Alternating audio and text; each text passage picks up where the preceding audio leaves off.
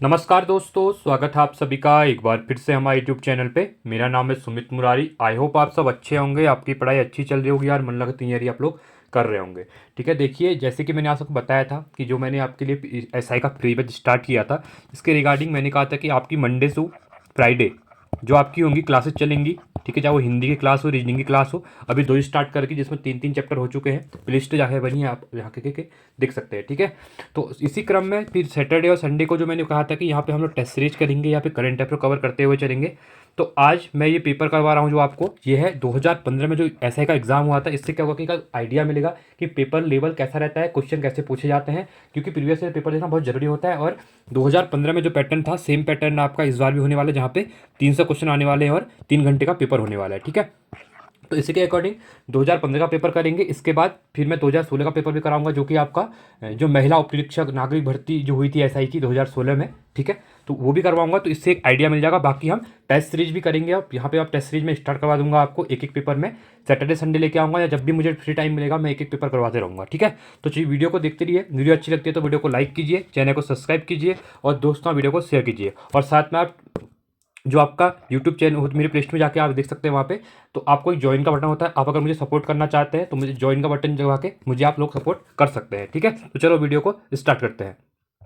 देखिए, first question रहेगा जो कि रहेगा उत्तराखंड से रिलेटेड क्वेश्चन थे और जो जीएस के क्वेश्चन थे। ठीक है, तो 75 क्वेश्चन रहेंगे। आपको पैटर्न आप सबको पता ही है। 75 क्वेश्चन जीएस के हैं, 100 क्वेश्चन यहाँ पे आपके हिंदी के मिलेंगे और 50 क्वेश्चन आपके रीजनिंग के मिलेंगे और 75 जो क्वेश्चन है आपके वो मैथ के मिलेंगे। ठीक है, रीजनिंग हो गया, मैथ हो गया, साथ में हिंदी हो गया और जीएस हो गया। तो इसी के अकॉर्डिंग हम लोग तैयारी करते रहेंगे। तो देखिए, पहला क्वेश्चन था उत्तराखंड का कुल भौगोलिक क्षेत्रफल कितना है। देखिए, उत्तराखंड के क्वेश्चन परीक्षावाणी से पूछे जाएंगे। आप लोग परीक्षावाणी को अच्छे से करिए। 30 से 35 क्वेश्चन आने के चांसेस हैं उत्तराखंड के। ठीक है, वो आप इजीली वहाँ से कर लेंगे। तो उत्तराखंड का क्षेत्रफल आप सबको पता है 53,483 वर्ग किलोमीटर है। तो ऑप्शन नंबर ए आपका यहाँ पे राइट हो जाएगा। सेकेंड क्वेश्चन है उत्तराखंड राज्य में कितने जिले हैं जो किसी अन्य राज्य या देश से नहीं मिलते। कहने का मतलब यह है कि उत्तराखंड के जो आंतरिक जिले हैं, ठीक है, हमेशा मैं कहता हूं जब आप भी पढ़ते हैं तो मैप के थ्रू आप क्वेश्चन को पढ़िए। ठीक है, जीएस जब पढ़ते हैं तो बिना मैप के क्वेश्चन मत पढ़िए जीएस ज्योग्राफी को। उससे क्या होता है कि मैप के थ्रू पढ़ने से आपकी चीज़ें क्लियर होना शुरू हो जाती है। तो ये कह रहा है कि उत्तराखंड के कितने जिले हैं जो किसी अन्य राज्य या देश से नहीं मिलते हैं। कहने का मतलब यह है आंतरिक जिले। जैसे आपका एग्जाम्पल देता हूँ मैं, बागेश्वर है, आपका अल्मोड़ा है, ठीक है, पौड़ी गढ़वाल है और आपका रुद्रप्रयाग है। तो ये 4 जिले ऐसे हैं जो किसी अन्य राज्य से नहीं लगते हैं, या फिर जिले से भी, मतलब ये आंतरिक जिले हैं। ठीक है, ना देश से लगते हैं ये, ना आपके किसी राज्य से लगते हैं। तो ऑप्शन नंबर सी आपका यहाँ पे क्या हो जाएगा, राइट हो जाएगा। तो इसको याद रखना, एग्जाम में पूछता है क्वेश्चन। थर्ड क्वेश्चन है टिहरी को किस शासक ने अपनी राजधानी बनाया था। प्रताप शाह, सुदर्शन शाह, कीर्ति शाह या फिर मानवेंद्र शाह। तो किसने बनाया था, ये बनाया था राजा सुदर्शन शाह ने। ठीक है, राजा सुदर्शन शाह 1815 से लेकर इनका टाइम पीरियड था 1859 तक। ठीक है, इंपॉर्टेंट है, इसको भी आप लोग क्या करेंगे, याद करेंगे। अगला क्वेश्चन है अशोककालीन शिलालेख उत्तराखंड राज्य के किस स्थान से मिला हुआ है। कहाँ से मिला हुआ है, कालसी। कालसी से मिला हुआ है। इंपॉर्टेंट क्वेश्चन है, हर एग्जाम में क्वेश्चन देखने को मिलता है ये। उत्तराखंड राज्य का सर्वाधिक वर्षा वाला स्थान कौन सा है। अब देखिए, उत्तराखंड का कह रहा है सबसे ज़्यादा जो वर्षा वाला स्थान है, ठीक है, नंदनगर टिहरी, टिहरी गढ़वाल, मसूरी या फिर चक्राता। तो उत्तराखंड में जो सबसे ज़्यादा बारिश देखी जाती है वो देखी जाती है नरेंद्र नगर टिहरी में देखी जाती है। ठीक है, 318 के आसपास देखी जाती है। ठीक है, तो इंपॉर्टेंट क्वेश्चन है। चलिए, छठा क्वेश्चन है उत्तराखंड की मिट्टी में किस तत्व की कमी है। चूने की, फास्फोरस, जीवाश्म या फिर ANB दोनों। तो उत्तराखंड की जो मिट्टी है उसमें सबसे कमी जो पाई जाती है वो चूने की पाई जाती है और फास्फोरस की पाई जाती है। तो ऑप्शन नंबर डी ANB आपका यहाँ पे राइट हो जाएगा। ठीक है, ठीक है, अगला क्वेश्चन देखिए, यहाँ पे मैंने यहाँ पे 318 सेंटीमीटर है। ठीक है, मैंने लिख दिया, गलत है, सेंटीमीटर बारिश होती है। ठीक है, 318 सेंटीमीटर, इसको याद रखना। चलिए, सातवां है वन अनुसंधान संस्थान कहाँ स्थित है। ठीक है, जो वन अनुसंधान संस्थान है ये उत्तराखंड में स्थित है और यह आपका देहरादून में है। ठीक है, एग्जाम में पूछा जाता है, या रिमोट सर्चिंग पूछा जाता है, या ONGC का हेडक्वार्टर पूछा जाता है। ठीक है, इसको याद रखना आप लोग। चलिए, अगला है निम्नलिखित को सुमेलित करना था। ठीक है, राष्ट्रीय उद्यान और जनपद दिए हुए हैं। अब सबसे पहले दिया है कॉर्बेट राष्ट्रीय उद्यान। तो ये कहाँ पे है, कॉर्बेट है आपका नैनीताल में, ये आपका फोर्थ हो जाएगा। नंदा देवी राष्ट्रीय उद्यान आपका चमोली में पड़ेगा, तो ये आपका थर्ड है। राजाजी राष्ट्रीय उद्यान ये आपका देहरादून में हो जाएगा। और गोविंद राष्ट्रीय उद्यान आपका ये उत्तरकाशी में हो जाएगा। ठीक है, तो बनेगा राइट 4321। तो 4321 ऑप्शन नंबर बी यहाँ पे ये राइट हो जाएगा। ठीक है, 9वां क्वेश्चन है, फिर से सम्मिलित करना है, वन्यजीव विहार दिए हुए हैं और जनपद। अब देखिए आपको क्या करना है, जितने वन्यजीव विहार हैं, जितने भी आपके नेशनल पार्क हैं, इन ये कब बने थे और इनका एरिया कितना है, सबसे छोटा कौन सा, सबसे बड़ा कौन सा है, ये आपको पता होना चाहिए। तो यहाँ से अभी भी क्वेश्चन बन जाता है। साथ में उत्तराखंड की जो जनसंख्या है उससे भी एग्जाम में क्वेश्चन बनते हैं। अभी तक तो 2011 की जनसंख्या ही चल रही है, ठीक है, उसको भी देख लीजिए। वहाँ से भी हमेशा 2 से 3 क्वेश्चन एग्जाम में, कोई भी एग्जाम हो उत्तराखंड का, एग्जाम में क्वेश्चन पूछे जाते हैं, ठीक है। चलिए अगला है, अब देखिए यहाँ पे केदारनाथ वन्यजीव विहार है, ठीक है। आपका जो केदारनाथ वन्यजीव विहार है तो ये कहाँ पे है, ठीक है, तो ये है आपका चमोली में। कहाँ पे है, चमोली में है, ठीक है। चमोली या रुद्रप्रयाग है, तो चमोली यहाँ पे राइट हो जाएगा। तो ये आपका 4th हो जाएगा, ठीक है। अस्कोट वन्यजीव विहार, अस्कोट कहाँ है आपका, ये आपका पिथौरागढ़ में है, ये आपका 3rd हो जाएगा। सोना नदी, सोना कहाँ से है, पौड़ी से है। मैं जब भी आपकी वीडियो करवाता हूँ तो याद करवाता हूँ, तो सोना कहाँ से है, आपकी पौड़ी से है, ठीक है। तो ये हो जाएगा आपका 2nd हो जाएगा। और विंसर वन्यजीव विहार ये कहाँ से हो जाएगा आपका, विंसर है आपका अल्मोड़ा में। और देखा था रिसेंट में आपके विंसर वन्य जो उसमें आग भी लग गई थी, जिसमें 4-5 लोगों की वहाँ पे डेथ भी हो गई थी, ठीक है। तो ये आपका 1st हो जाएगा। तो 4 3 2 1, तो 4 3 2 1 ऑप्शन नंबर बी यहाँ पे फिर से क्या हो जाएगा आपका, नाइट हो जाएगा, ठीक है। चलिए 10वें क्वेश्चन की तरफ बढ़ते हैं। किस स्थान से भागीरथी को गंगा के नाम से जाना जाता है। तो आपका जो देवप्रयाग है, देवप्रयाग में भागीरथी और अलकनंदा नदी मिलती हैं, उसके बाद इसका नाम क्या होता है, गंगा हो जाता है, ठीक है। यहाँ से 96 किलोमीटर बहती है और हरिद्वार से बाहर निकल जाती है, ठीक है। जिसके बाद ये उत्तराखंड कहा था कि गंगा की जो लंबाई है 96 किलोमीटर है उत्तराखंड में, ठीक है। इंपॉर्टेंट है, याद रखना। और पूरा लेंथ पूछेगा गंगा की, गंगा एनसीईआरटी के अकॉर्डिंग 2525 किलोमीटर है, ठीक है। कहाँ तक, आपका जो गंगा सागर में मिलती है, West Bengal, Bay of Bengal में, ठीक है। ये राइट हो जाएगा आपका। तो ऑप्शन नंबर 10 का जो राइट ऑप्शन होगा वो हो जाएगा ऑप्शन नंबर डी। 11वां है, टिहरी बांध किस नदी पर स्थित है। तो टिहरी बांध है, यह आपका भागीरथी नदी पे, कहाँ पे है आपका, भागीरथी रिवर पे है। अगला क्वेश्चन है, किस ताल को भाई बहन का ताल भी कहा जाता है। इंपॉर्टेंट क्वेश्चन है। आपका जो मासर ताल है इसको भाई बहन ताल भी कहा जाता है। देखिए यहाँ पे हम पेपर देख रहे हैं कि किस टाइप पेपर आया था। अगर मैं ज़्यादा यहाँ पे डिटेल में इनको एक्सप्लेन करूँगा तो वीडियो काफ़ी लंबी हो जाएगी, तो वो आगे हम जब भी क्लास करेंगे तो वहाँ पे मैं डिटेल में आप लोगों को पढ़ाता हूँ, जब मैं प्रैक्टिस करवाऊंगा क्वेश्चन की। अभी हम आगे जहाँ पे मुझे लगेगा थोड़ा एक्सप्लेन करना तो एक्सप्लेन करूँगा, बाकी मैं थोड़ा स्पीडली चलूँगा क्योंकि जल्दी जल्दी हमारे 300 क्वेश्चन जो कि यहाँ पे कवर हो जाए, ठीक है। क्योंकि आपको यहाँ पे एक देखना है कि पैटर्न किस टाइप से पूछा जाता है। अगला क्वेश्चन है यहाँ पे, कौन सी नदी केदारनाथ से रुद्रप्रयाग तक बहती है, ठीक है। अब ये बात करें कि केदारनाथ से रुद्रप्रयाग तक, तो ये नदी कौन सी हो जाएगी, ये हो जाएगी आपकी मंदाकिनी रिवर, ठीक है। 14वां क्वेश्चन है, उत्तराखंड की सबसे गहरी झील है। इंपॉर्टेंट क्वेश्चन है, 12 पूछता है। तो नौकुचिया ताल है जो, ठीक है, ये क्या है, सबसे गहरी झील उत्तराखंड की मानी जाती है। 15वां क्वेश्चन है, उत्तराखंड राज्य का सबसे बड़ा कागज कारखाना कहाँ स्थित है। यह है आपका उधम सिंह नगर में है और ये हो जाएगा आपका लाल कुआं में। सेंचुरी जो पेपर मिल है, ठीक है, लाल कुआं में है। तो ऑप्शन नंबर यहाँ पे आपका बी क्या हो जाएगा, राइट हो जाएगा, ठीक है। चलिए अगला क्वेश्चन है, असत्य कथन का चुनाव करना है यहाँ पे। उत्तराखंड खनिज संपदा की दृष्टि से अत्यंत संपन्न राज्य है। मैग्नेटाइट ने उत्तराखंड में, मैग्नेटाइट के उत्पादन में उत्तराखंड की स्थिति द्वितीय है। रॉक फॉस्फेट उत्पादन में राज्य की स्थिति तृतीय है। टिहरी में फॉस्फोराइट का पर्याप्त भंडार मिलता है। तो इसमें से पूछना है कि कौन सा कथन यहाँ पे गलत है। तो आपका ऑप्शन नंबर ए देखिए, उत्तराखंड खनिज संपदा की दृष्टि अत्यंत संपन्न नहीं है, संपन्न नहीं है, ठीक है। इसलिए ये आपका क्या हो जाएगा, असत्य हो जाएगा, ठीक है। चलिए आई आपको क्लियर चीज़ें हो रही होंगी। अगला क्वेश्चन है यहाँ पे 17वां क्वेश्चन, देखिए सुमिलित करना है फिर से सूची। देखिए इस टाइप के क्वेश्चन ये 2014 के आसपास भी ये क्वेश्चन ज़्यादा पूछे जा रहे थे और अभी फिर से नया पैटर्न आ चुका है उत्तराखंड में। तो ये जो सुमिलित वाले क्वेश्चन है बहुत ज़्यादा क्वेश्चन पूछा रहे हैं। आपने वीडियो के एग्जाम में देखे होंगे, वीपीडीओ के एग्जाम में देखे होंगे, फिर आपका आबकारी का एग्जाम हुआ था, आपका आरओ का एग्जाम हुआ था, तो वहाँ पर क्वेश्चन ज़्यादा पूछे जा रहे हैं इस टाइप के, ठीक है। उसके बाद पीसीएस में भी क्वेश्चन आए हुए थे। चलिए अब है यहाँ पे इंडियन मेडिसिन फार्मास्यूटिकल लिमिटेड, ठीक है। तो ये कहाँ पे है, तो ये आपका मोहान अल्मोड़ा में है, ठीक है। ऑप्शन नंबर ए हो जाएगा। हिंदुस्तान मशीन टूल्स ये है रानीबाग नैनीताल में, ठीक है। एचएमटी के है जो है, ठीक है, एचएमटी जिसको कहते हैं। डील ये है रायपुर देहरादून में, तो ये आपका 3rd हो जाएगा। और भारत इलेक्ट्रॉनिक्स लिमिटेड ये आपका कोटद्वार में। देखिए यहाँ पे 2 चीज़ें हैं, बीईएल पूछेगा, बीएल ये आपका पौड़ी में है, और बीएचईएल पूछेगा तो ये आपका हरिद्वार में है। याद रखने की ट्रिक है, एच आ जाएगा तो मतलब हरिद्वार, ठीक है। चलिए तो 1 2 3 4, तो 1 2 3 4 ऑप्शन नंबर ए यहाँ पे राइट हो जाएगा। 18वां क्वेश्चन है, उत्तराखंड राज्य की सबसे बड़ी जल विद्युत परियोजना कौन सी है, ठीक है। तो उत्तराखंड की अगर पूछेगा तो टिहरी जल विद्युत परियोजना, जिसकी जो कैपेसिटी है 2400 मेगावाट है। इसमें क्या है, 1000 के 2 हैं और एक 400 की है, ठीक है। जियो आप टोटल आपका 2400 हो जाएगा।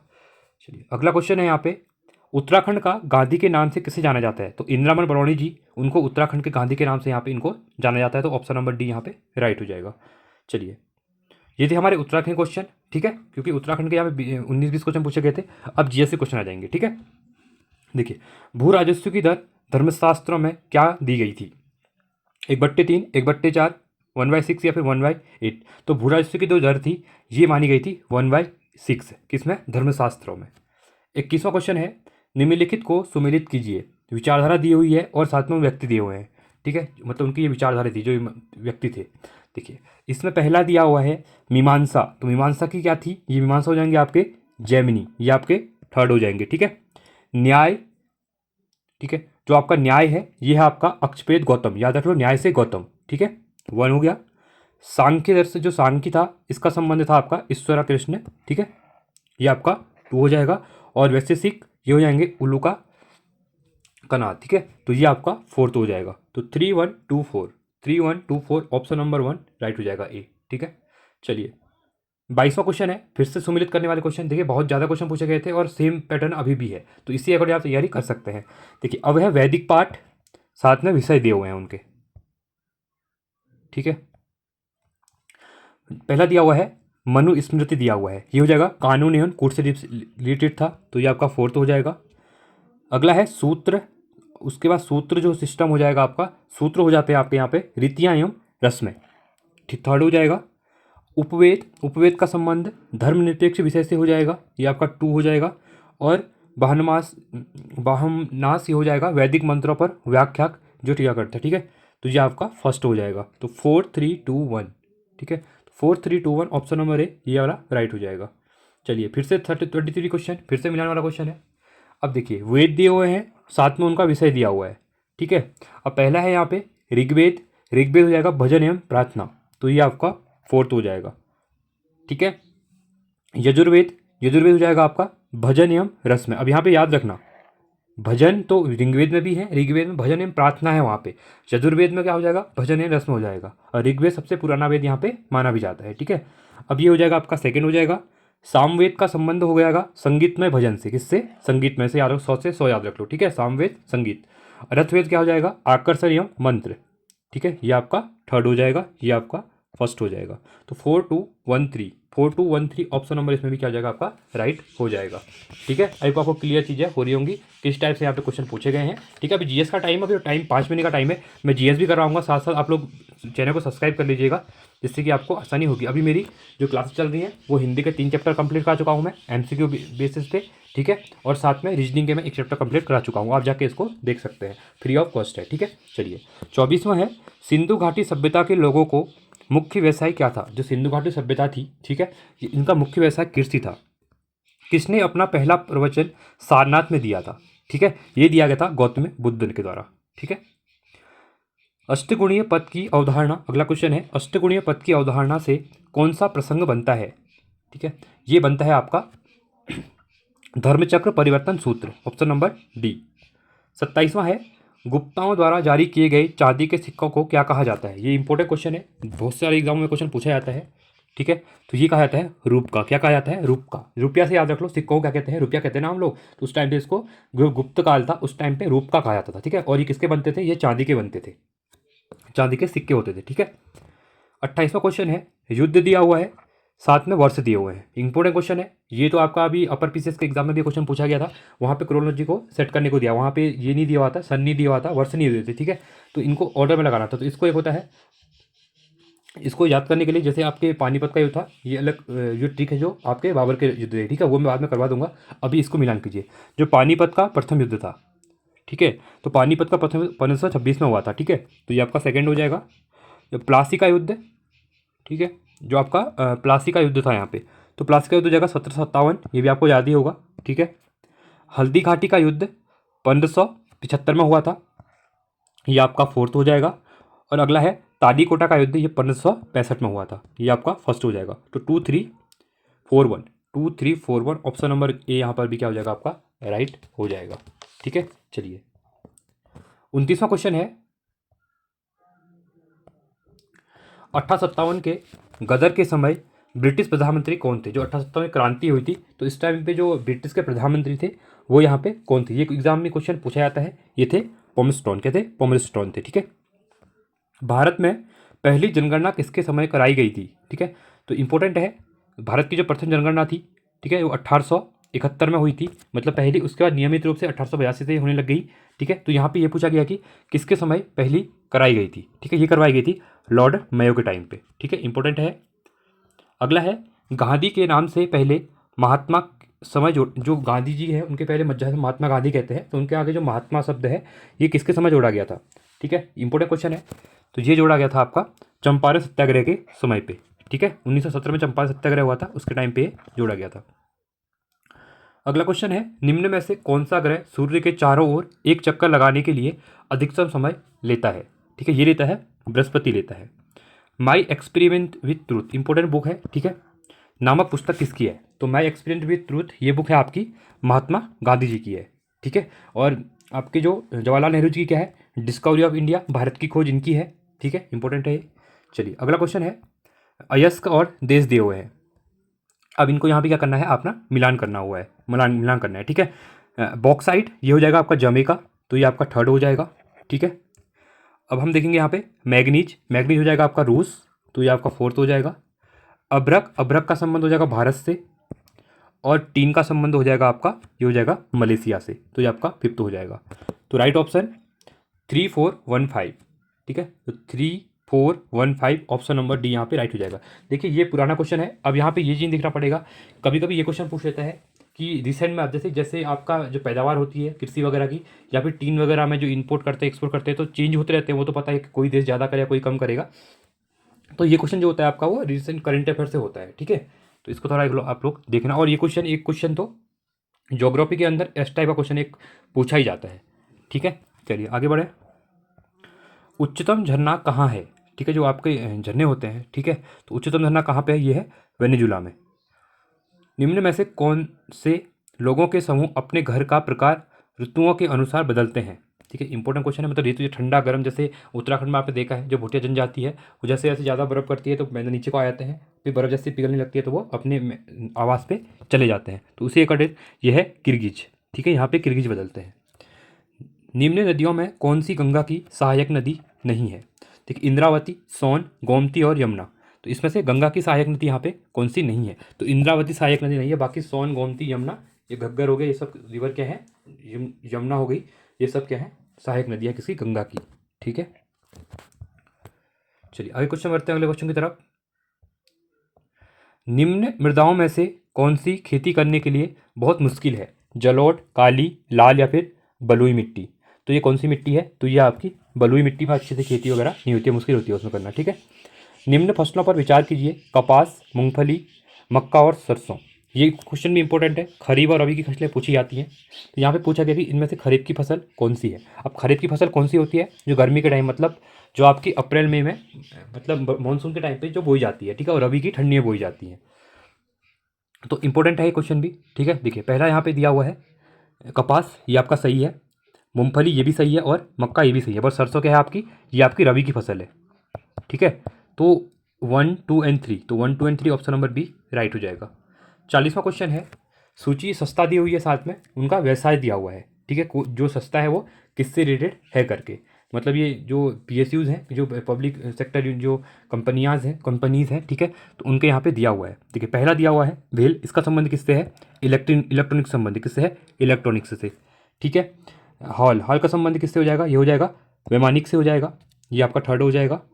सेल का संबंध हो जाएगा, ठीक है, यह है लौह इस्पात से, सेल क्या है, लौह इस्पात, ये आपका फिफ्थ हो जाएगा। बीपीसीएल का जो संबंध है वो है आपका रसायन से संबंध है, ठीक है, आपका फोर्थ हो जाएगा। और एनटीपीसी आपका कहती है नैनो थर्मल पावर, परमाणु से रिलेटेड है, तो ये आपकी 1 हो जाएगा। तो 2, 3, 5, 4, 1, 2, 3, 5, 4, 1 ऑप्शन नंबर बी राइट हो जाएगा, ठीक है।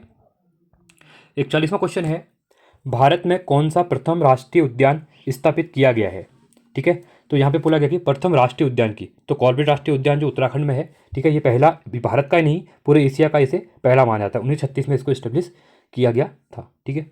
चलिए निम्न में से कौन सा भारतीय संविधान की प्रस्तावना का एक हिस्सा नहीं है, धर्मनिरपेक्षता, समाजवाद, लोकतांत्रिक या फिर संघवाद। तो भारत का जो प्रस्तावना है, ठीक है, तो इसके अंतर्गत इसमें से कौन सा इसका हिस्सा नहीं है, तो संघवाद इसका हिस्सा नहीं है, फेडरल स्टेट की बात यहाँ पे नहीं की हुई है, ठीक है।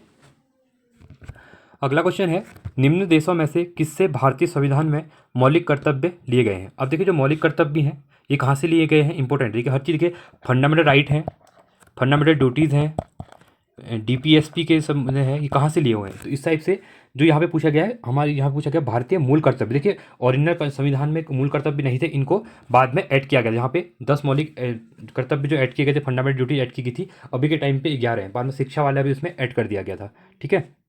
तो ये लिए गए हैं पूर्वी सोवियत संघ से लिए गए हैं, ठीक है, इंपॉर्टेंट क्वेश्चन है ये। चलिए अगला क्वेश्चन है, भारत के संविधान का कौन से अनुच्छेद के अनुसार 14 साल से कम उम्र का बच्चा किसी कारखाना या खान या किसी अन्य परिसंकटमय नियोजन हेतु नियोजित नहीं किया जा सकता। इंपॉर्टेंट क्वेश्चन है, ठीक है। आर्टिकल 24, तो यह ऑप्शन राइट हो जाएगा।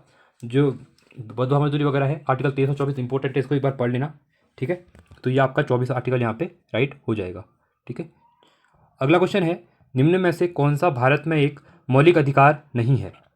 शोषण के विरुद्ध अधिकार, संवैधानिक उपचारों का अधिकार, संपत्ति का अधिकार। देखिए शोषण के विरुद्ध हो गया, फिर आपकी जो आर्टिकल 32 हो गया, और यहाँ पे देखिए संपत्ति का अधिकार पहले आपका फंडामेंटल राइट था, बट बाद में इसको हटा दिया गया, इसको अभी आर्टिकल 300A में डाल दिया गया, इसको विधिक अधिकार लीगल राइट बना दिया गया है, ठीक है। तो इसका मतलब ये है कि ऑप्शन नंबर सी आपका यहाँ पे राइट हो जाएगा, क्योंकि संपत्ति का अधिकार क्या है, अब मौलिक अधिकार नहीं रहा, ठीक है। तो चीज़ों को ऐसे पढ़िए, चीज़ें क्लियर हो जाए। मैं आपको पॉलिटी भी जल्दी कराऊंगा, जिससे कि आपको क्या हो जाएगा, पॉलिटी में भी चीज़ें आसान हो जाएंगी, ठीक है। आपको मैं ट्रिक वाइज पढ़ाऊंगा, जिससे कि याद हो जाएंगी आपको चीज़ें। 46वां है, संविधान के किस अनुच्छेद के तहत भारत के किसी राज्य में राष्ट्रपति शासन लगाया जाता है, ठीक है। ये आप सबको पता ही है, अनुच्छेद 356 के अकॉर्डिंग आपका राइट हो जाएगा, ठीक है। चलिए अगला क्वेश्चन है, भारत के राष्ट्रपति चुने जाने के लिए न्यूनतम उम्र सीमा क्या होती है। तो ये होती है आपकी 35 ईयर्स होती है, ठीक है। राष्ट्रपति और उपराष्ट्रपति दोनों के नहीं होने पर भारत के राष्ट्रपति के रूप में कार्य कौन करता है। इंपॉर्टेंट क्वेश्चन है, क्योंकि ये क्वेश्चन एग्जाम में पूछा जाता है, ठीक है। जो चीफ जस्टिस ऑफ इंडिया होते हैं, भारत के जो मुख्य न्यायाधीश होते हैं, ठीक है, वो होते हैं। और अभी के टाइम पे कौन है, आप लोग कमेंट सेक्शन में बताइए कि भारत के चीफ जस्टिस ऑफ इंडिया कौन है, क्योंकि इनके जजमेंट होते हैं, बहुत अच्छे जजमेंट होते हैं, ठीक है। तो आप लोग कमेंट्स को बताएंगे कि अभी CJI chief justice of India कौन है भारत के, ठीक है। अगला क्वेश्चन है, भारतीय संसद में होते हैं। देखिए जो भारतीय संसद होती है, तो 3 लोगों से मिलकर बनती है। 3 लोग मीन्स मतलब लोकसभा से, राज्यसभा से और भारत का राष्ट्रपति, ठीक है। तो इन तीनों को मिला के क्या बनती है, भारत की संसद बनती है। तो ऑप्शन नंबर ए आपका यहाँ पे क्या हो जाएगा, राइट हो जाएगा। उच्च न्यायालय के न्यायाधीशों की सेवानिवृत्ति होने की आयु क्या होती है। अब किसकी बात कर रहे हैं, उच्च न्यायालय के न्यायाधीशों की बात कर रहे हैं। तो ये होती है 62 वर्ष होती है, ठीक है। देखिए यहाँ पे देखिए न्यायाधीशों की बात कर रहा है, ठीक है। चलिए सर्वोच्च न्यायालय के किस अधिनियम के तहत स्थापित किया गया था। जो आपका सुप्रीम कोर्ट है, ठीक है, उसको पता है रेगुलेटरी जो एक्ट आया था 1973 का, ठीक है, इसके अकॉर्डिंग इसको स्टैब्लिश किया गया था। और कहाँ पे किया गया था, कलकत्ता में इसको किया गया था, ठीक है। तो 51 का क्या हो जाएगा आपका, बी राइट हो जाएगा। अगला क्वेश्चन है, स्वतंत्र भारत की प्रथम महिला राज्यपाल कौन थी। ये भी इंपॉर्टेंट क्वेश्चन है, एग्जाम में बार बार पूछा जाता है। तो सरोजिनी नायडू थी, ठीक है। अगला क्वेश्चन है, प्लान्ड इकोनॉमी फॉर इंडिया पुस्तक के लिखी है। इंपॉर्टेंट बुक है ये क्वेश्चन भी बार बार पूछा जाता है कि प्लान्ड इकोनॉमी फॉर इंडिया पुस्तक के लेखक कौन है। तो ये है M विश्वेश्वरैया। इंपॉर्टेंट क्वेश्चन है, ठीक है। भारतीय रिजर्व बैंक जारी करता है, जो भारत RBI है, ठीक है, रिजर्व बैंक ऑफ इंडिया। अब इसके गवर्नर कौन है, अभी आप लोग कमेंट सेक्शन में बताएंगे, इंपॉर्टेंट क्वेश्चन है, ठीक है। तो ये क्या करता है, सभी मुद्रा नोट जारी करता है। देखिए अब यहाँ पे सभी मुद्रा नोट हो गया है, तो ये आपका नहीं, गलत हो जाएगा, सभी नहीं करता है, ठीक है। अब बहुत से बच्चे इस पर टिक कर देंगे पहले, नहीं। 100 रुपये के नोट के अतिरिक्त सभी मुद्रा नहीं। 1 रुपये के नोट, हाँ देखिए जो 1 रुपये का नोट है, इसको रिजर्व बैंक ऑफ इंडिया जारी नहीं करता है, बाकी सब करता है। इसलिए ऑप्शन नंबर सी आपका यहाँ पे राइट हो जाएगा, ठीक है। चीज़ों को ऐसे पढ़ना है। प्लास्टिक मनी शब्द किसके लिए लागू होता है। देखिए जो प्लास्टिक मनी होती है, आप जो क्रेडिट कार्ड यूज करते हैं, ठीक है, आप डेबिट कार्ड यूज करते हैं, ठीक है, ATM वगैरह जो होते हैं, तो उसको यहाँ पे प्लास्टिक मनी के अंतर्गत बोला जाता है, ठीक है। तो मुख्यतः बैंकों द्वारा जारी किए गए जो क्रेडिट कार्ड होते हैं, ऑप्शन नंबर डी आपका यहाँ पे क्या हो जाएगा, राइट हो जाएगा।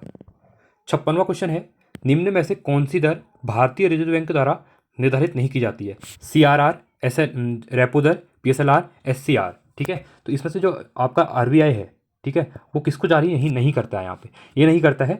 PLR ही जारी नहीं करता है, ठीक है।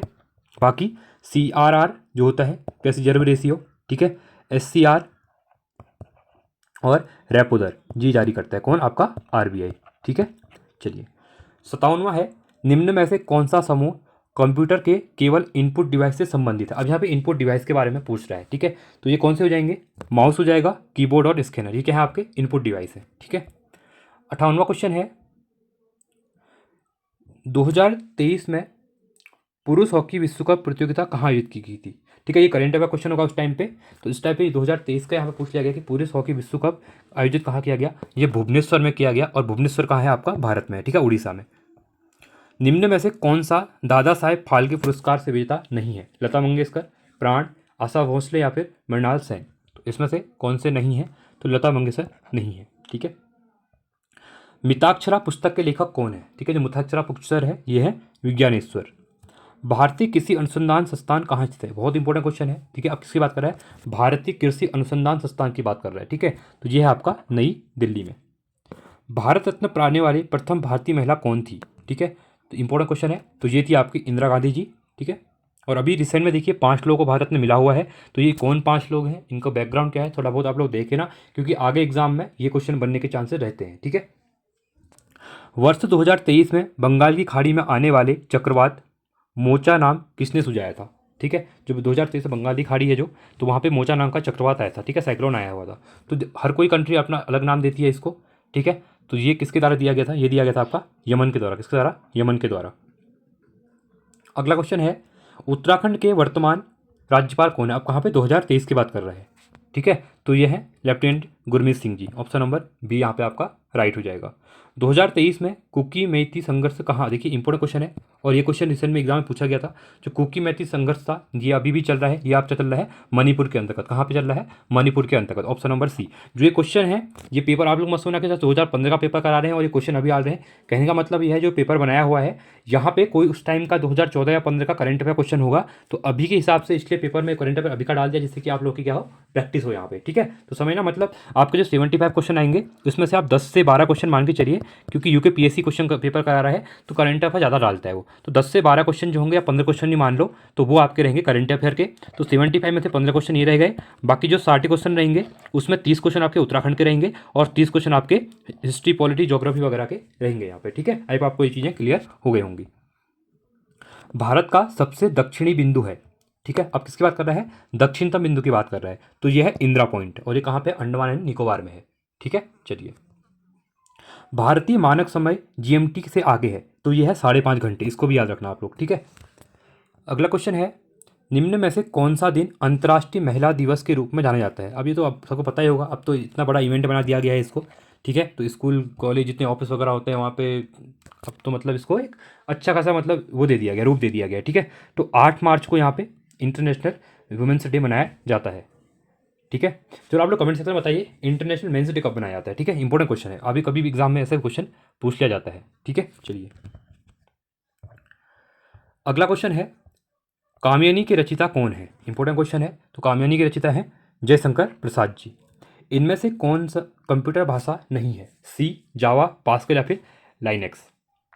तो लाइनेक्स क्या है? आपकी एक कंप्यूटर भाषा नहीं है। ठीक है, इनमें से किसे कंप्यूटर का दिमाग कहा जाता है? सीपीयू कहा जाता है, किसका कहता है? सीपीयू को। ऑप्शन नंबर सी यहाँ पे राइट हो जाएगा। कंप्यूटर को कार्य करने के लिए दिए गए निर्देशों के समूह को क्या कहते हैं? Hard copy, soft copy, hardware या फिर सॉफ्टवेयर? तो ये कहा जाता है आपका सॉफ्टवेयर कहा जाता है। ठीक है, अगला क्वेश्चन है, किसी कार्य को करने के लिए कंप्यूटर द्वारा इस्तेमाल की जाने वाली मुख्य मेमोरी कौन सी है? रैम, रोम, सीडी या फिर डीवीडी? तो ये रहती है आपकी रैम रहती है। ठीक है, रैम, रैंडम एक्सेस मेमोरी, और एक होता है आपका रोम होता है। ठीक है, रीड ओनली मेमोरी। उन नियमों के समूह को क्या कहते हैं जिसके द्वारा डाटा कम्युनिकेशन होता है? ठीक है, तो ये होता है आपका प्रोटोकॉल। क्या होता है? आपका प्रोटोकॉल होता है। कंप्यूटर वायरस क्या है? ठीक है, जो कंप्यूटर वायरस क्या होता है, तो ये होता है एक प्रोग्राम होता है। क्या होता है? एक प्रोग्राम होता है। इंसुलिन हार्मोन निम्न द्वारा स्रावित किया जाता है। स्रावित जो इंसुलिन हार्मोन होता है, ठीक है, तो ये क्या होता है आपका अग्नाशय के द्वारा। किसके द्वारा? अग्नाशय के द्वारा। देखिए अब यहाँ पे है आपके मैथ के क्वेश्चन है। अब यहाँ पे मैथ कराऊंगा तो वीडियो काफ़ी लंबी हो जाएगी, क्योंकि इसको एक काम करेंगे, मैं मैथ के जो क्वेश्चन है यहाँ पे आप देख लो, बाकी मैं पीडीएफ आपको डाल दूंगा टेलीग्राम पे, आप वहाँ से इसको डाउनलोड कर लेना। ठीक है, इसमें रीजनिंग और मैथ के 150 क्वेश्चन है। अब यहाँ पे मैं देखता हूँ मैथ में अगर यहाँ पे बना जाऊँगा तो यहाँ समझ भी नहीं आएगा, मैंने एक्स्ट्रा सीट लगाई नहीं हुई है। तो इसको क्या करूँगा, मैं अलग से कभी मैथ का जो सेशन लूँगा तो वहाँ पे अलग से मैथ के क्वेश्चन मैं करवा दूंगा। ठीक है, बाकी आप लोगों को देखना होगा किस टाइप के क्वेश्चन आ रहे हैं, तो इसकी PDF मैं आपको टेलीग्राम पर प्रोवाइड कर दूँगा, तो आप वहाँ से क्या करना है, इसको डाउनलोड कर लेना। ठीक है, तो इसलिए ये क्वेश्चन आप लोग देख लो, बाकी मैं अभी इसमें करवा नहीं रहा हूँ यहाँ पे क्योंकि वीडियो लंबी हो जाएगी। अभी हम हिंदी करेंगे, इसके बाद रीजनिंग के क्वेश्चन भी है इसमें, तो रीजनिंग के क्वेश्चन में अगर ऐसा कुछ लगेगा तो रीजनिंग करवा देता हूँ मैं इसके साथ साथ ही। बट यहाँ पे क्या होगा कि यहाँ पे स्पेस नहीं हो रहा है, ठीक है, तो वो मैं फिर कभी करवा दूंगा। तो आप लोग इसको PDF वहाँ से आप लोग डाउनलोड कर सकते हैं। ठीक है, तो ये आप सभी क्वेश्चन जो है आपके रीजनिंग और मैथ के हैं, ये मैथ के क्वेश्चन है 75 क्वेश्चन। अब यहाँ से आपकी रीजनिंग भी स्टार्ट हो गई है। ठीक है, जैसे मैं आपको एक एग्जाम्पल देता हूँ रीजनिंग के क्वेश्चन का। ठीक है, बाकी आप लोग करेंगे ट्राई, बाकी मैं नेक्स्ट सेशन जब लाऊंगा मैथ या रीजनिंग का, तो रीजनिंग तो मैं करवा भी रहा हूँ, तो आप उसको भी देख सकते हैं। देखिए यहाँ पे एक चीज़ दिया हुआ है, रीजनिंग का क्वेश्चन है। ठीक है, देखिए चिन्ह में बाईं ओर दी गई प्रथम द्वितीय संख्याओं में जो संबंध है वही संबंध तीसरी और चौथी संख्या में है। चौथी लुप्त संख्या मान होगा। जैसे बोला गया 9 दिया हुआ है, तो 9 से 162 बना हुआ है, तो 8 है, 8 से क्या बनेगा। देखिए इसमें कुछ नहीं करना है, अगर मैं 9 का स्क्वायर करता हूँ। ठीक है, अब देखिए क्वेश्चन को ऐसे प्रैक्टिस करनी है कि क्वेश्चन देखते ही आपको यहाँ पे आंसर मिल जाए। जैसे मैं देखा 9 था, 162 था, मेरे दिमाग में एक चीज़ आया कि मैं 8 का अगर मैं 9 का स्क्वायर करता हूँ तो 81 आता है, और 81 का इंटू 2 करता हूँ तो 162 आता है। देखिए कितनी जल्दी मैंने टच कर लिया, क्योंकि वो प्रैक्टिस इतनी हो चुकी है। ठीक है, अब जैसे 8 है, 8 का स्क्वायर कितना होता है आपका 64 होता है, और मैं 64 इंटू 2 करूँगा तो कितना आ जाएगा आपका 128 आएगा। तो आप सब देख सकते हैं ऑप्शन नंबर बी आपका यहाँ पे क्या हो जाएगा, राइट हो जाएगा। देखिए कितना आसान है, बट यही है कि प्रैक्टिस जितना करेंगे क्वेश्चन आपके दिमाग में उतना ही बैठ जाएगा और आप इजीली क्वेश्चन को क्या करेंगे, सॉल्व कर सकते हैं। ठीक है, चलिए अब देखिए अगला क्वेश्चन दिया हुआ है, ए जी उसी प्रकार संबंधित है जैसे आई ओ जिस प्रकार ई के संबंधित है। मतलब कह रहा है कि ए और जी संबंधित किससे है, आई ओ से है। ठीक है, किससे यहाँ पे आई ओ से है। ठीक है, ये आई और ओ है, तो जिस प्रकार ए की संबंधित है, कुछ नहीं करना है। अब ए की जो अल्फ़ाबेट वैल्यू होगी आपकी, ठीक है, तो क्या हो जाएगी, ए से कितना 8, 1 और 8, जी के अल्फ़ाबेट देखेंगे और सीधे इसको सॉल्व कर लेंगे। ठीक है, अब मैं यहाँ पे नहीं करवा रहा हूँ, ज़्यादा टाइम जा रहा है, वो आपको मैं हिंट दे रहा था। ठीक है, तो क्वेश्चन किस तरह से पूछे जाते हैं ये आप लोग करेंगे, या फिर मैं अगले सेशन में इसको करवा दूंगा। ठीक है, निम्न में से 3 एक जैसे और अपना समूह निर्माण करते हैं, इन तीनों में भिन्न कौन सा है। देखिए पेड़, जड़ और तना और पत्ती, ये चारों हैं तो रिलेटेड पेड़ से ही है मतलब, तो इसमें कह रहा है कि ये तीनों एक जैसे होते हैं। तो जड़, तना और पत्ती और पेड़ क्या पूरा होता है, तो ये इससे क्या है, चौथा भिन्न है थोड़ा सा। ठीक है, क्योंकि पार्ट तो उसके हैं बड़े, तीनों का कहीं ना कहीं एक जैसा लिंक होता है, पेड़ पूरा होता है। ठीक है, अब यहाँ पे एक क्वेश्चन और है, देखिए निम्न संख्याओं में से क्रम में लुप्त संख्या ज्ञात कीजिए। 1, 4, 27, 16, आगे क्या आएगा, कुछ नहीं करना है। 1, 2 का स्क्वायर बोला गया है, यहाँ 3 का क्यूब है, फिर 4 का स्क्वायर है, अब यहाँ पे 5 का क्यूब आएगा, तो 5 का क्यूब कितना होता है, 125 होता है, तो ऑप्शन नंबर सी डायरेक्टली आ गया। फिर यहाँ पे देखिए 6 का स्क्वायर है, फिर यहाँ पे क्या हो जाएगा, अगला 7 का क्यूब हो जाएगा। बहुत आसान है, कुछ नहीं होता है, बहुत इंपॉर्टेंट क्वेश्चन, नॉर्मल क्वेश्चन होते हैं। ठीक है, तो अब मैं आगे बढ़ रहा हूँ, ये क्वेश्चन को आप लोग करते जाना ऐसे ही। ठीक है, फिर मैं इसको बता, जैसे यहाँ पे देखिए ए सी, ए ई, ए जी, ए आई, तो अगला आप क्या आएगा यहाँ पे। ठीक है, तो ए फर्स्ट होता है, फिर थर्ड में क्या होता है आपका, सी होता है, ए फर्स्ट होता है, फिर 5 होता है, ए फर्स्ट होता है, फिर जी का अल्फ़ाबेट हो गया, फिर ए हो गया, फिर आई हो गया। ऐसे ही ए के बाद यहाँ पे आपका क्या आएगा, फिर आपका यहाँ पे के आएगा, क्या आएगा, ए के आएगा। ठीक है, चलिए तो इसको आप लोग करिएगा। ठीक है, मैं फिर इसको करवा दूंगा, अभी ज़्यादा टाइम चले जाएगा, रीडिंग करवाऊंगा, तो हम हिंदी कर लेते हैं। ठीक है, चलिए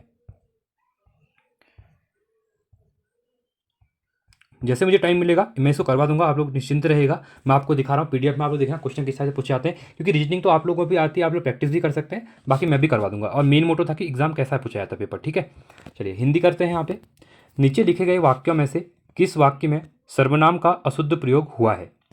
ठीक है, वह स्वयं यहाँ नहीं आना चाहती, आपके आग्रह पर मैं दिल्ली जा सकता हूँ, मैं तेरे को एक घड़ी दूंगा, मुझे एक बैठक की सूचना नहीं थी। ठीक है, देखिए ये इंपॉर्टेंट है। ठीक है, देखिए अब यहाँ पे पूछा गया कि सर्वनाम का अशुद्ध पूछा गया, सर्वनाम का अशुद्ध प्रयोग किस शब्द में यहाँ पे हुआ है। ठीक है, तो ये हुआ है मैं तेरे को एक घड़ी दूंगा, ऐसा कोई शब्द नहीं होता है। ठीक है, 202वां है, क्रिया का मूल रूप क्या कहलाता है। ठीक है, जो क्रिया होती है इसका मूल रूप धातु कहलाता है। क्या कहता है आपका, धातु कहलाता है। ठीक है, अविकारी शब्द होता है संज्ञा, सर्वनाम, अवयव या फिर विश्लेषण। तो क्या रहता है, ये रहता है आपका अवयव रहता है। ठीक है, अविकारी शब्द होता है अवयव। वाच्य कितने प्रकार के होते हैं? ठीक है, जो वाच्य होते हैं ये होते हैं आपके 3 प्रकार के होते हैं। ठीक है, अगला क्वेश्चन है शिव का विशेषण है। ठीक है, जो शिव होते हैं उसका विशेषण क्या होता है? शैव होता है, इंपॉर्टेंट है। खर का पर्यायवाची शब्द है, जो खर है इसका पर्यायवाची शब्द होता है गधा। अनिल पर्यायवाची, अब इस पेपर को देखिए आइडिया लगाना आप लोग, देखिए पर्यायवाची शब्द और विलोम शब्द पूछे जा रहे हैं, तो इनको शब्द को डेली बेसिस पे 5 महीने का टाइम है, 5-6 महीने का, तो डेली बेसिस पे 10-10 या 5-5 शब्द यहाँ पे विलोम शब्द और पर्यायवाची शब्द याद करने का ट्राई कीजिए, जो कि आगे भी आपके लिए काफ़ी हेल्पफुल मिलेंगे। ठीक है, अनिल का पर्यायवाची तो ये होता है पवन। प्रसून शब्द का पर्यायवाची है, प्रसून शब्द का क्या होता है? पुष्प होता है। कानन शब्द का पर्यायवाची नहीं है, पूछा गया है। ठीक है, जंगल होता है, अरण्य होता है, विपिन होता है, इनमें से कोई नहीं। ठीक है, अगला है नियति शब्द का समानार्थी शब्द है। ठीक है, तो नियति का क्या हो जाएगा? भाग्य हो जाएगा। अत का विलोम होता है। ठीक है, अत जो अत है उसका विलोम क्या हो जाएगा आपका? इति हो जाएगा। दक्षिण का विलोम शब्द है।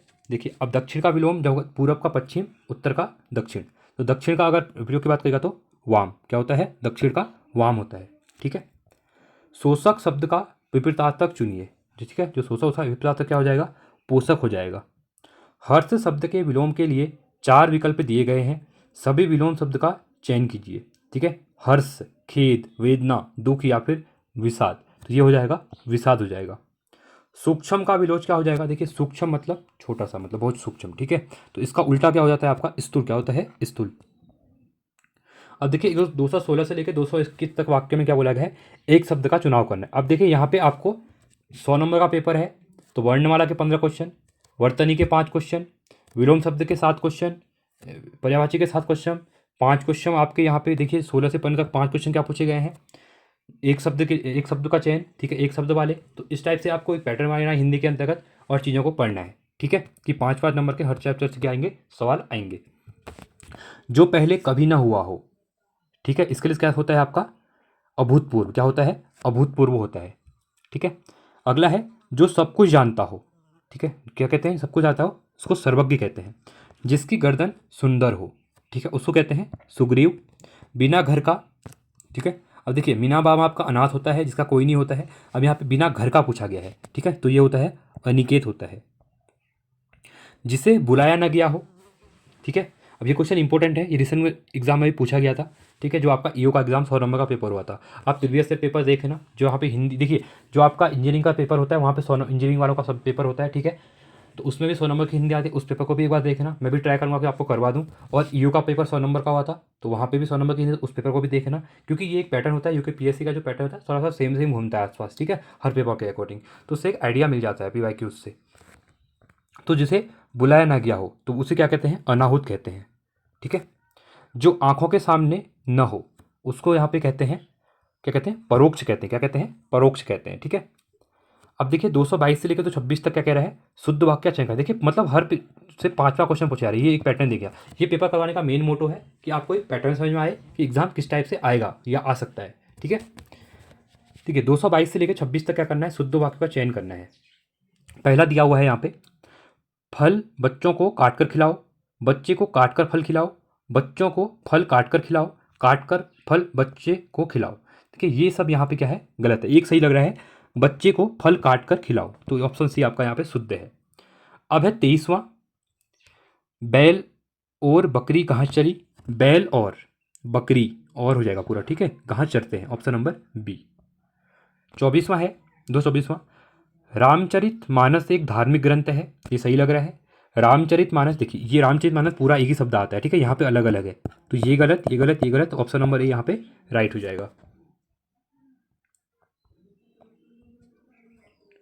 अगला क्वेश्चन है, कृपया आज का अवकाश देने की कृपा करें। ठीक है, आज का अवकाश कृपा दे नहीं, गलत, आज का अवकाश देने की कृपा करें, तो ऑप्शन नंबर सी यहाँ पे आपका क्या हो जाएगा? राइट हो जाएगा। ठीक है, आई होप आपको पैटर्न समझ में आ रहा होगा। ठीक है, मेन मोटो यही है आपका कि एग्जाम का जो पैटर्न है उसको आप लोग समझिए यहाँ पे। ठीक है, चलिए अगला क्वेश्चन है, भारत में अनेक जाति हैं, भारत में अनेकों जाति हैं, भारत में अनेक जातियां हैं, तो ऑप्शन नंबर सी यहाँ पे क्या होगा? राइट हो जाएगा। अगला है, रमा विद्यालय से घर आती है, मैं कारक है। रमा क्या कर रही है, विद्यालय से घर आ रही है, तो कारक क्या हो जाएगा, अपादान कारक हो जाएगा।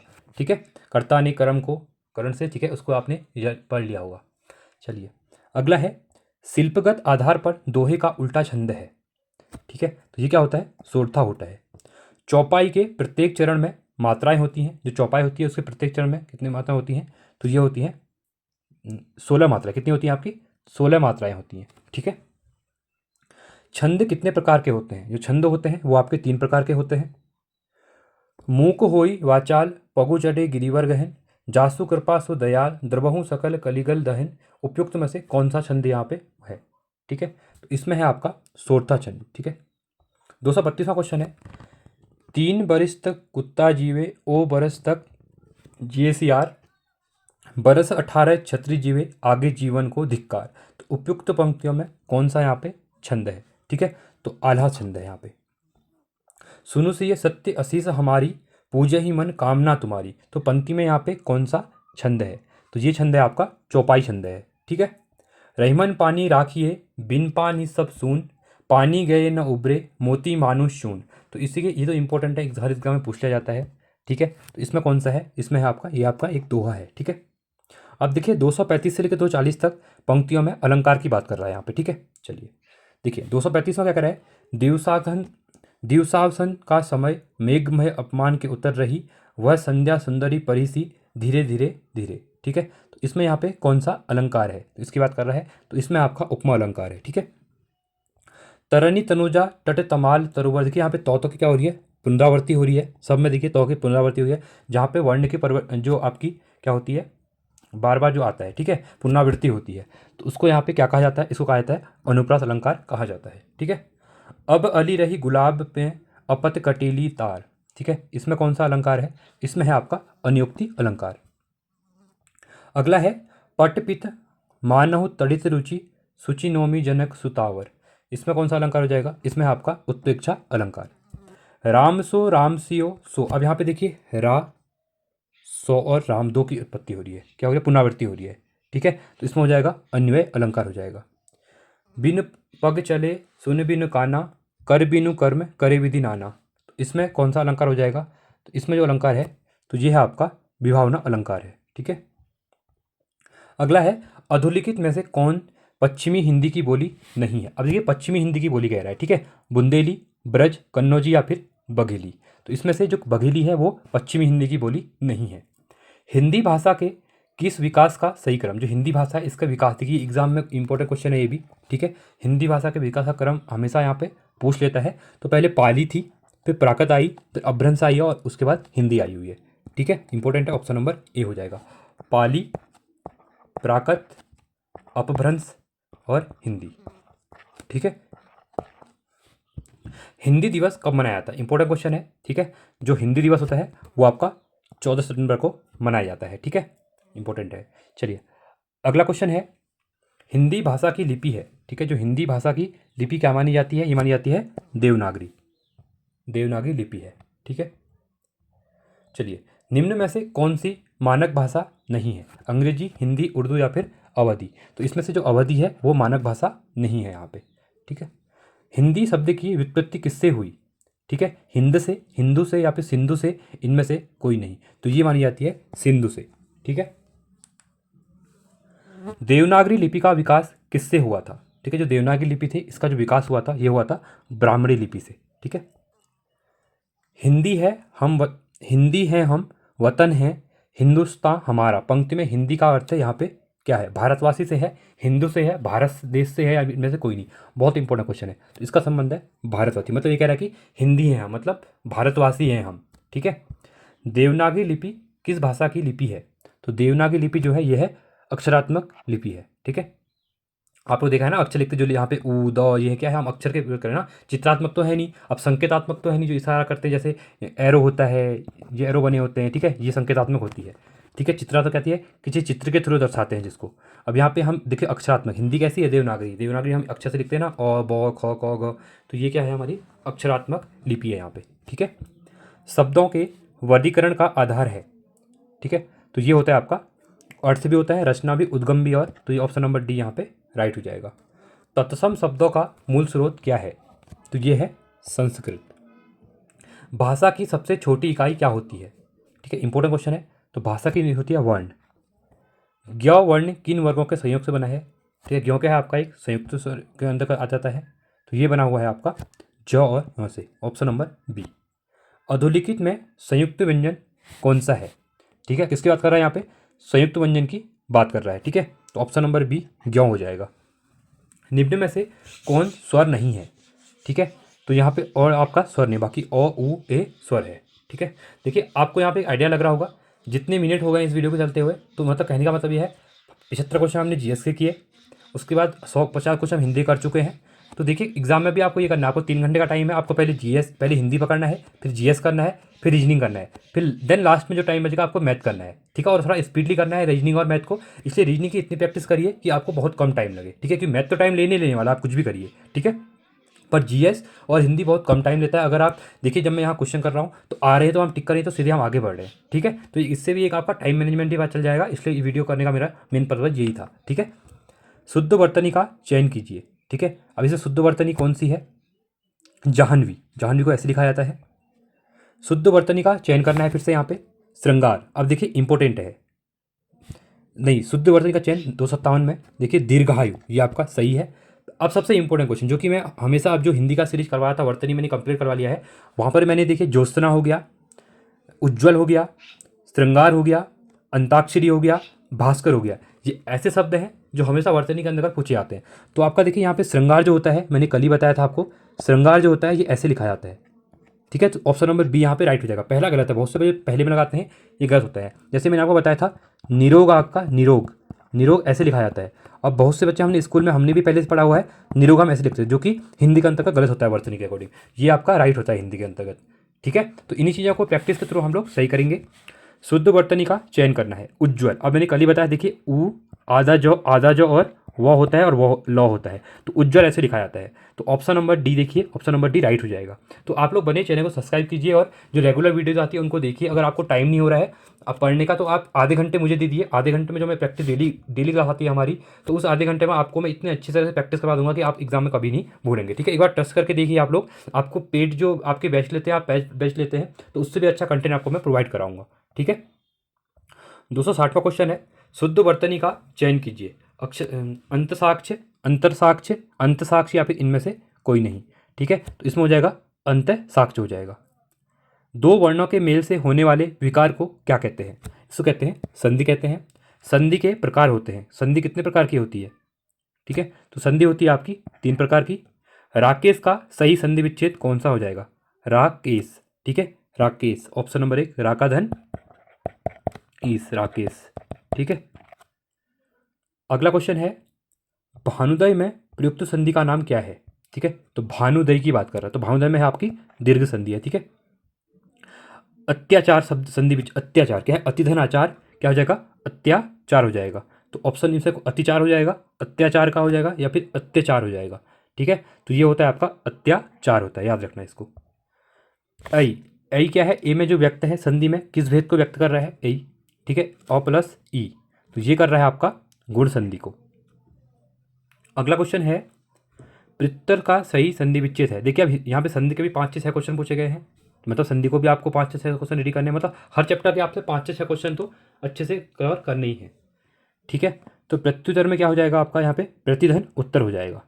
निम्न में कर्मधारय समास किसमें है? चक्रपाणी में, चतुर्युग में, नीलोत्पल में, या फिर माता पिता में? तो ये है आपका नीलोत्पल में। ठीक है, चतुरानन में समाज है। देखिए चतुरानन में जो समास हो जाएगा वो हो जाएगा बहुब्रीहि समास हो जाएगा। ठीक है, अगला है, कौन सा शब्द बहुब्रीहि समास, जो बहुब्रीहि समास का सही उदाहरण यहाँ पे है कह रहा है। ठीक है, तो सही उदाहरण कौन सा हो जाएगा आपका? पंचानन हो जाएगा, हो जाएगा पंचानन हो जाएगा। ठीक है, चौराहा में समास है। देखिए अब चौराहा जो समास है इसमें क्या हो जाएगा? चौराहा, किसकी बात कर रहा हूँ? 4 चीज़ों की बात कर रहे हैं, तो यहाँ पे द्विगु समास होता है। यहाँ पे शब्द वगैरह आते हैं। ठीक है, यहाँ पे मतलब अंक टाइप के कुछ आते हैं, तिर हो गया, चतुर हो गया। भाई बहन में कौन सा समास होता है? ठीक है, ये भी इंपॉर्टेंट क्वेश्चन है। इसमें होता है आपका द्वंद्व समास होता है। ठीक है, शब्द रचना के आधार पर अधोलिखित में से योगरूट शब्द का चयन कीजिएगा। ठीक है, किस करना है, योग्य रूट का करना है। ठीक है, तो ये हो जाएगा जलज। निम्न में से कौन सा शब्द देशज नहीं है, डिबरी, पगड़ी, पुष्कर या फिर डोर। ठीक है, इंपॉर्टेंट क्वेश्चन है ये भी। तो इसमें आपका जो पुष्कर है वो क्या है, देशज शब्द यहाँ पे नहीं है। ठीक है, अगला क्वेश्चन है अधोलिखित में रूट शब्द कौन सा नहीं है, मरियज, पंकज, जलज या फिर वैभव। तो कौन सा नहीं है इसमें, वैभव नहीं है। चारपाई पर भाई साहब बैठे हैं, इस वाक्य में चारपाई किस कारक है। ठीक है, किस कारक में है, यहाँ पे करण कारक, संप्रदान, अधिकरण या फिर कर्म है। तो भाई साहब, चारपाई पर भाई साहब बैठे हैं, तो चारपाई यहाँ पे क्या हो जाएगा, ये हो जाएगा अधिकरण हो जाएगा। ठीक है, कवि का स्त्रीलिंग क्या होता है, ये इंपॉर्टेंट क्वेश्चन है। ठीक है, एग्जाम में तो होता है कवियत्री। अब देखिए कवियत्री कैसे लिखते हैं, अब बहुत से बच्चे क्या करते हैं, कवि इत्री करते हैं, नहीं ये गलत है, कव इत्री, इसको याद रखना। ठीक है, एग्जाम में पूछा जाता है, कवित्री का सही वर्तनी आपकी ये होती है। तो ऑप्शन नंबर ए हो जाएगा। अगला है हिंदी भाषा में वचन कितने प्रकार के होते हैं। ठीक है, तो हिंदी भाषा के अंदर अगर पूछेगा तो ये हो जाएंगे वचन आपके 4 प्रकार के हो जाएंगे। लिंग की दृष्टि से दही शब्द है, स्त्रीलिंग है, पुल्लिंग है, नपुंसक लिंग है या फिर उभयलिंग है। ठीक है, तो ये हो जाता है आपका पुल्लिंग हो जाता है। क्या होता है आपका, दही आपका पुल्लिंग हो जाता है। ठीक है, निम्न में विकारी शब्द कौन सा है, आज, यथा, परंतु या फिर लड़का। तो ये हो जाएगा आपका लड़का हो जाएगा। अब देखिए 281 से लेकर 285 तक क्या करने हैं, मुहावरों का अर्थ बताना है। इंपॉर्टेंट क्वेश्चन है यहाँ पे, मतलब आपको 5 क्वेश्चन क्या करने हैं, मुहावरे भी कवर करने हैं। ठीक है, देखिए 11:15 होना इंपॉर्टेंट है, दाव हारना, कार्य सिद्ध होना, लाभ ही लाभ या फिर प्रातःकाल। ठीक है, तो इसका हो जाएगा लाभ ही लाभ। 12:15 होना अर्थ है। ठीक है, 12:15, ठीक है, 9:15, 12:15 लाभ ही लाभ होता है। ठीक है, अगला है शैतान की आंत। ठीक है, जो शैतान की आंत, इसका सही हो जाएगा वो हो जाएगा बहुत लंबी वस्तु या फिर बहुत बड़ा। आधा तीतर आधा बटेर, ये एग्जाम में पूछा गया था, ईओ में पूछा गया था। ठीक है, तो इसमें क्या है आपका आधा तीतर आधा बटेर, तो इसका हो जाएगा आपका बेमेल तथा बेढंगा। ठीक है, अंगूठा दिखाना। ठीक है, अंगूठा दिखाना किससे हो जाएगा, ये हो जाएगा इनकार करना हो जाएगा। किसी को इनकार करना मतलब क्या होता है, अंगूठा दिखाना कहते हैं। ठीक है, दांतों तले उंगली दबाना।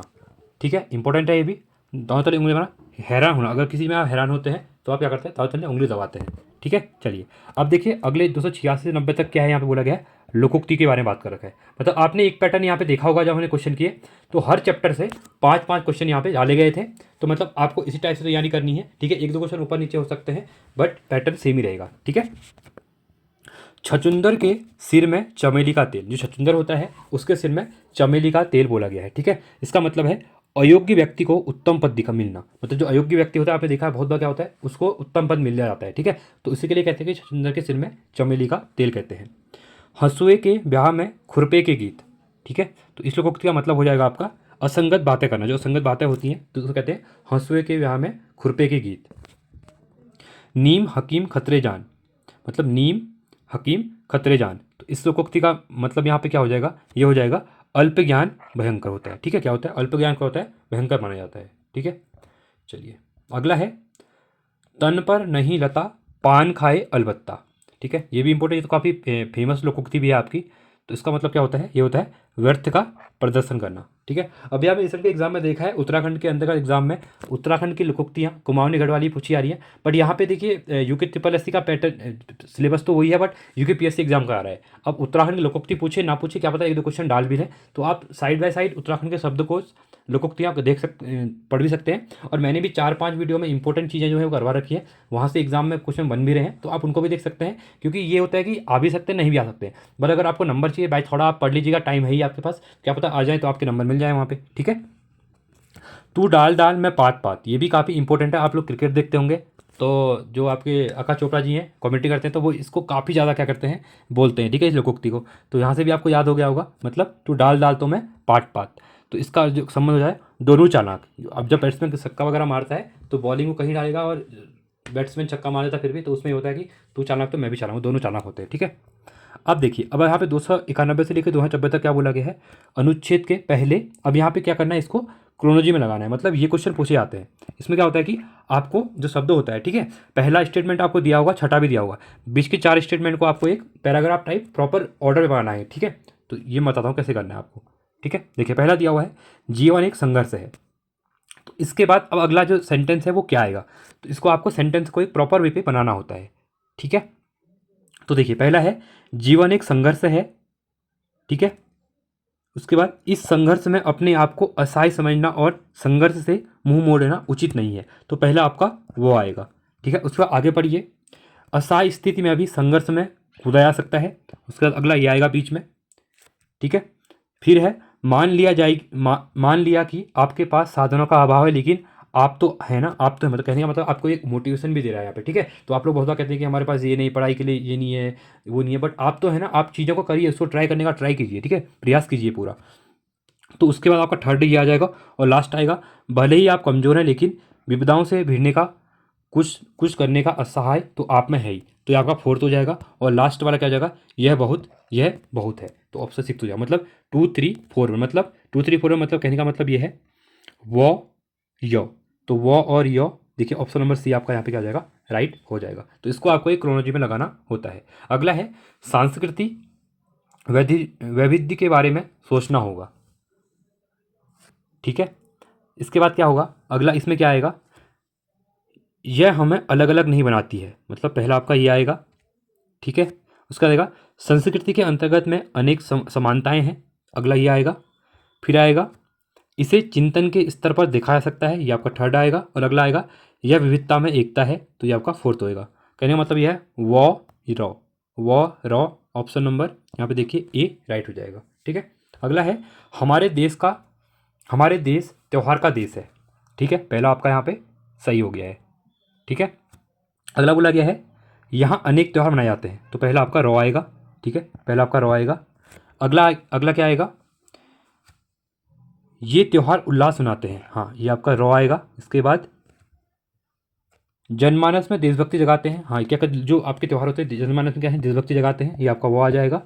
तो अगला हमारा लास्ट बचा आपका रॉ यो वो। ठीक है, रॉ लॉ, रुको 1 मिनट रुकिए। ठीक है, रॉ यो वो, हाँ लॉ आएगा।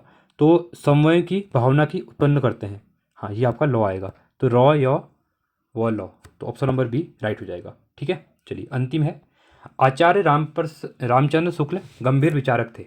ठीक है, तो इसके बाद क्या आएगा, उनका अध्ययन गहन एवं विस्तृत था, तो पहला लॉ आएगा। फिर आएगा उनका जीवानुभाव ठोस था, उसके बाद आपका वो आएगा। इसके बाद उन्होंने अपने निबंधों में इन तीनों का सामंजस्य स्थापित किया था, इसके बाद आपका रॉ आएगा। और लास्ट जो बचा हमारा यो बचा, यो है हमारा परिमाणवत, उन्होंने अपने निबंधों में जिस भी विषय को उठाया उनके नए आयामों का उद्घाटन किया गया, तो ये आपका यो हो जाएगा। लॉ वो, ऑप्शन नंबर ए राइट हो जाएगा। ठीक है, अगला है स्थायी भावों की संख्या कितनी है। जो स्थायी भाव है इनकी संख्या है 9 होती है। शांत रस का स्थायी भाव क्या होता है, इंपॉर्टेंट क्वेश्चन है, ये होता है आपका निर्वेद होता है। विस्मय स्वाभिमान किस रस में होता है। ठीक है, तो ये होता है आपका अद्भुत में होता है। संचारी भावों की संख्या कितनी है, ठीक है, तो ये होती है 33 होती है। माधुर्य गुण किस रस में प्रयुक्त होता है, तो ये होता है आपका श्रृंगार रस में होता है। और अंतिम क्वेश्चन रहेगा हमारा, किलत अरे मैं नेह निहारूं इन दांत पर मोती मारूं, उपयुक्त पंक्तियों में कौन सा रस है यहाँ पे, तो ये आपका वात्सल्य रस है। ठीक है, तो ये थे आपके इंपॉर्टेंट क्वेश्चन। इसमें जो रीजनिंग और मैथ के क्वेश्चन छोड़े हुए हैं मैंने, वो मैं अलग से करवा दूंगा वीडियोज़ में। ठीक है, और आप पीडीएफ को डाउनलोड कर लेना, टेलीग्राम ज्वाइन कर लेना, वहाँ से आपको मिल जाएगा। ठीक है, सुमित मुरारी के नाम से टेलीग्राम आपका जो है अब लिंक मिल जाएगा आपको, डिस्क्रिप्शन में मिल जाएगा। ठीक है, और साथ में इसकी जो प्लेलिस्ट बनी हुई है हिंदी वगैरह की, वो आप देखिए, फ्री बैच है आप लोगों के लिए। और आप मुझे सपोर्ट करना चाहते हैं तो ज्वाइन बटन पर आप जाके मुझे सपोर्ट कर सकते हैं। ठीक है, उसको ज्वाइन कर लीजिएगा। चलिए आज के लिए इतना ही। आई होप आपको वीडियो अच्छी लगी होगी, आपके लिए काफ़ी हेल्पफुल होगी। ठीक है, तो आप इस वीडियो देखते रहिए, हमेशा बने रहिए और चैनल को सब्सक्राइब कर लीजिएगा। ठीक है, तो चलिए आज के लिए इतना ही। Thanks for watching. जय हिंद, वंदे मातरम।